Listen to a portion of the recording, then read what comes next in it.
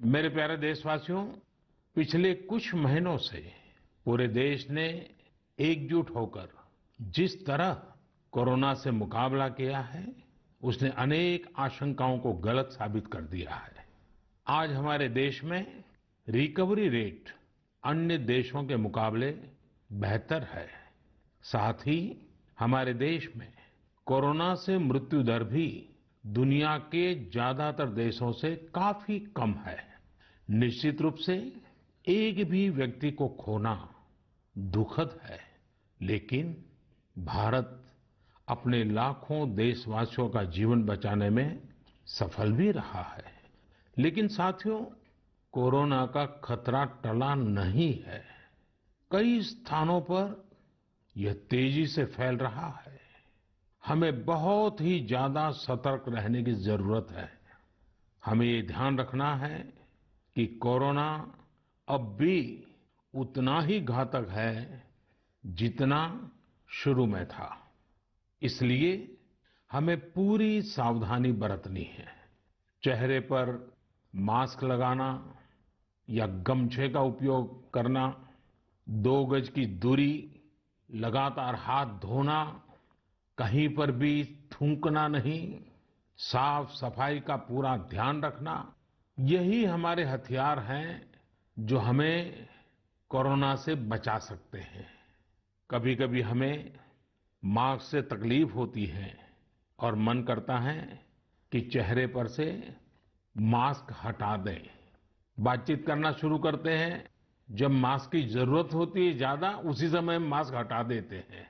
ऐसे समय मैं आपसे आग्रह करूंगा, जब भी आपको मास्क के कारण परेशानी फील होती हो, मन करता हो उतार देना है, तो पल भर के लिए उन डॉक्टर्स का स्मरण कीजिए, उन नर्सों का स्मरण कीजिए, हमारे उन कोरोना वॉरियर्स का स्मरण कीजिए। आप देखिए, वो मास्क पहन करके घंटों तक लगातार हम सबके जीवन को बचाने के लिए जुटे रहते हैं। 8-8, 10-10 घंटे तक मास्क पहने रखते हैं। क्या उनको तकलीफ नहीं होती होगी? थोड़ा सा उनका स्मरण कीजिए, आपको भी लगेगा कि हमें एक नागरिक के नाते इसमें जरा भी कोताही न बरतनी है, न किसी को बरतने देनी है। एक तरफ हमें कोरोना के खिलाफ लड़ाई को पूरी सजगता और सतर्कता के साथ लड़ना है, तो दूसरी ओर कठोर मेहनत से व्यवसाय, नौकरी, पढ़ाई, जो भी कर्तव्य हम निभाते हैं, उसमें गति लानी है, उसको भी नई ऊंचाई पर ले जाना है। साथियों, कोरोना काल में तो हमारे ग्रामीण क्षेत्रों ने पूरे देश को दिशा दिखाई है। गांवों से स्थानीय नागरिकों के, ग्राम पंचायतों के अनेक अच्छे प्रयास लगातार सामने आ रहे हैं। जम्मू में एक गांव त्रेवा ग्राम पंचायत है। वहां की सरपंच हैं बलबीर कौर जी। मुझे बताया गया कि बलबीर कौर जी ने अपनी पंचायत में 30 बेड का एक क्वारंटाइन सेंटर बनवाया। पंचायत आने वाले रास्तों पर पानी की व्यवस्था की, लोगों को हाथ धोने में कोई दिक्कत ना हो, इसका इंतजाम करवाया। इतना ही नहीं, ये बलबीर कौर जी खुद अपने कंधे पर स्प्रे पंप टांग कर वॉलंटियर्स के साथ मिलकर पूरी पंचायत में, आसपास के क्षेत्र में सैनिटाइजेशन का काम भी करती हैं। ऐसी ही एक और कश्मीरी महिला सरपंच है गांदरबल के चौंटलीवार की जैतूना बेगम। जैतूना बेगम जी ने तय किया कि उनकी पंचायत कोरोना के खिलाफ जंग लड़ेगी और कमाई के लिए अवसर भी पैदा करेगी। उन्होंने पूरे इलाके में फ्री मास्क बांटे, फ्री राशन बांटा। साथ ही उन्होंने लोगों को फसलों के बीज और सेब के पौधे भी दिए, ताकि लोगों को खेती में, बागवानी में दिक्कत ना आए। साथियों, कश्मीर से एक और प्रेरक घटना है। यहाँ अनंतनाग में म्युनिसिपल प्रेसिडेंट है श्रीमान मोहम्मद इकबाल। उन्हें अपने इलाके में सैनिटाइजेशन के लिए स्प्रेयर की जरूरत थी।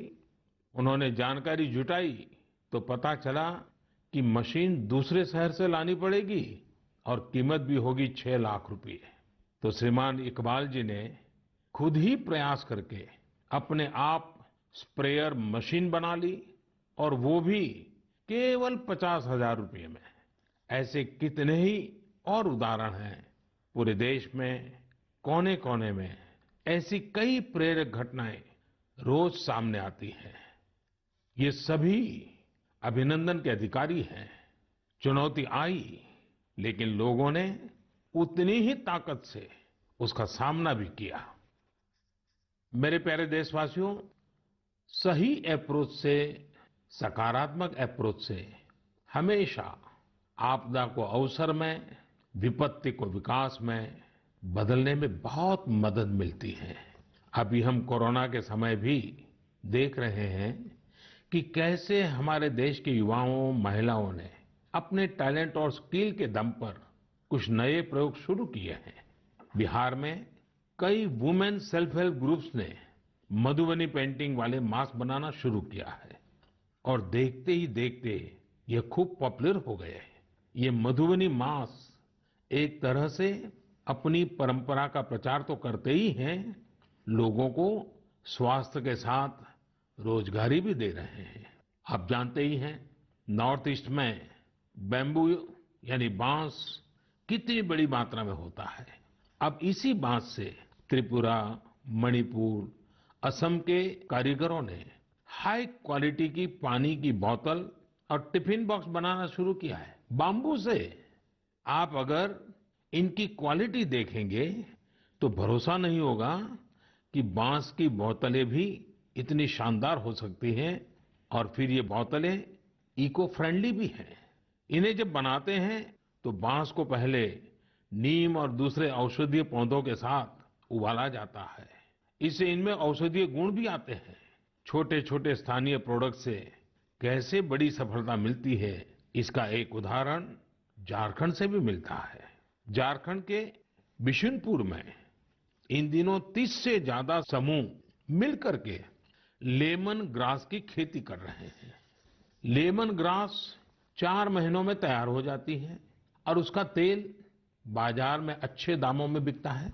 इसकी आजकल काफी मांग भी है।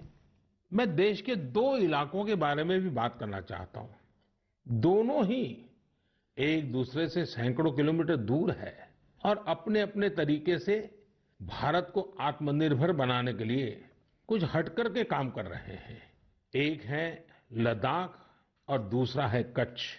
लेह और लद्दाख का नाम सामने आते ही खूबसूरत वादियां और ऊंचे ऊंचे पहाड़ों के दृश्य हमारे सामने आ जाते हैं। ताजी हवा के झोंके महसूस होने लगते हैं।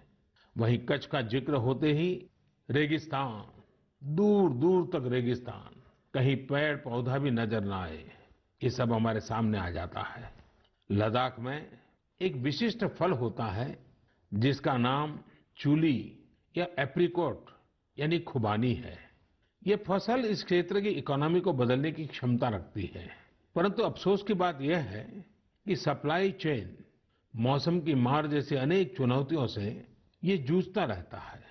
इसकी कम से कम बर्बादी हो, इसके लिए आजकल एक नए इनोवेशन का इस्तेमाल शुरू हुआ है। एक ड्यूअल सिस्टम है जिसका नाम है solar apricot dryer and space heater. ये खुबानी और दूसरे अन्य फलों एवं सब्जियों को जरूरत के अनुसार सुखा सकता है और वो भी हाइजीनिक तरीके से। पहले जब खुबानी को खेतों के पास सुखाते थे तो इससे बर्बादी तो होती ही थी, साथ ही धूल और बारिश के पानी की वजह से फलों की क्वालिटी भी प्रभावित होती थी। दूसरी ओर आजकल कच्छ में किसान ड्रैगन फ्रूट्स की खेती के लिए सराहनीय प्रयास कर रहे हैं। बहुत से लोग जब सुनते हैं तो उन्हें आश्चर्य होता है, कच्छ और ड्रैगन फ्रूट्स, लेकिन वहां आज कई किसान इस कार्य में जुटे